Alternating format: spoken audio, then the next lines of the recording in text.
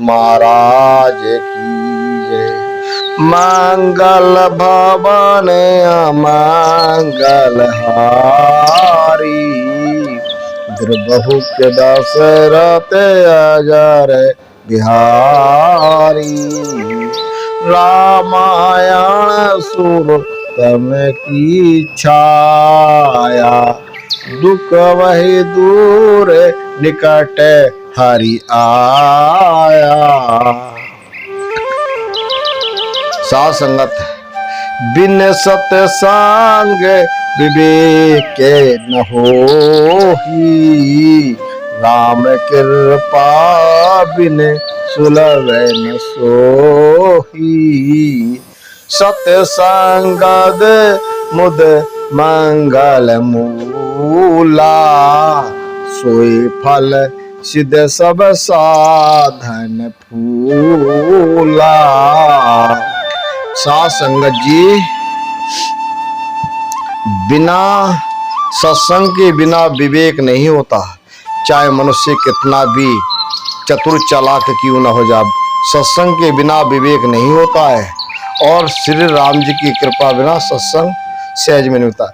चाहे मनुष्य चालाक हो, चाहे चतुर हो, चाहे कपटी हो, छलिया हो, बिना भगवान की कृपा के उस मनुष्य को सत्संग सहज में नहीं मिलता है।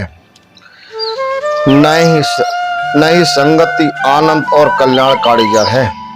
सत्संग जो है एक आनंद की जड़ है और कल्याण की जड़ है। सत्संग की सिद्धि प्राप्त ही फल और सब साधन फूल होते हैं। कहते बिना सत्संग के कोई ऐसी जड़ चेतना नहीं है। सट सुधर संगत पाही, पारस पारस कुदत सुहाही।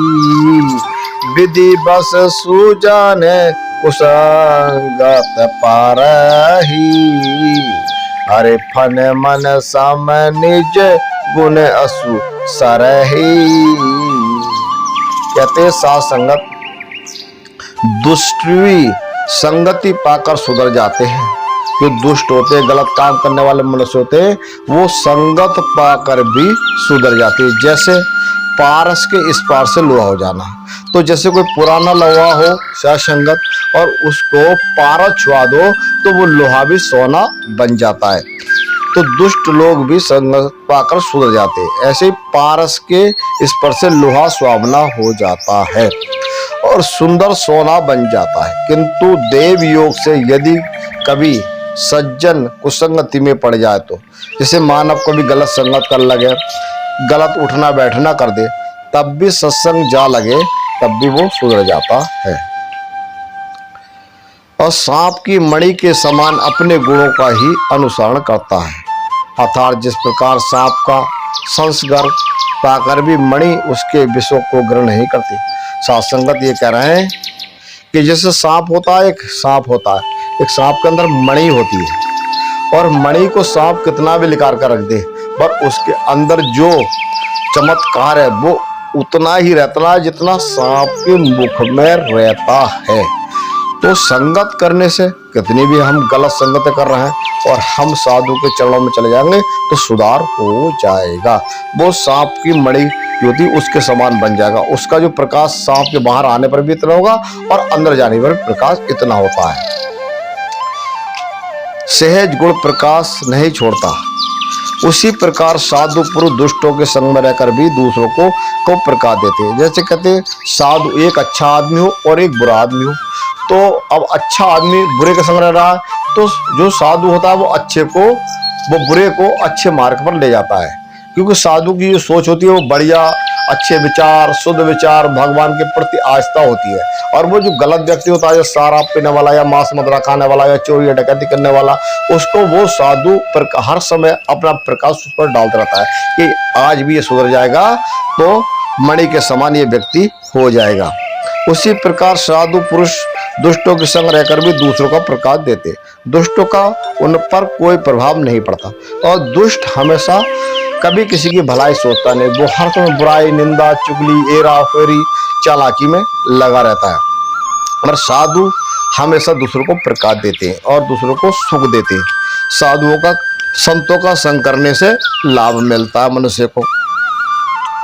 विधि हरि का भी को बिंद बानी, कहते साधु महिमा सुख चानी। सो मोय सन कहीं जातु न कैसे, सक बिने बने की मनी गण जैसे। कहते ब्रह्मा विष्णु शिव और कवि और पंडितों की वाणी भी संतों की महिमा का वर्णन करने में सुख चाहती। कहते ब्रह्मा, बताइए, ब्रह्मा विष्णु शिव और कवि और पंडित, ये 5 लोग भी, ब्रह्मा विष्णु महेश और कवि और पंडित भी संतों की महिमा का वर्णन करने में सुख चाहते। उन संतों की महिमा ना ब्रह्मा जी कर सकते, ना विष्णु जी करते, ना शिव कर सकते, ना कवि और ना पंडित, और ये उनकी महिमा का बखान नहीं कर सकते। वे मुझे किस प्रकार नहीं कही जाती, जैसे साग और तरकारी बेचने वाला मणियों की गुण समूह नहीं कह सकता, इसी प्रकार संतों की महिमा का वर्णन भी नहीं किया जाता। हमारे रामायण में ये चीज बताई जा रही है।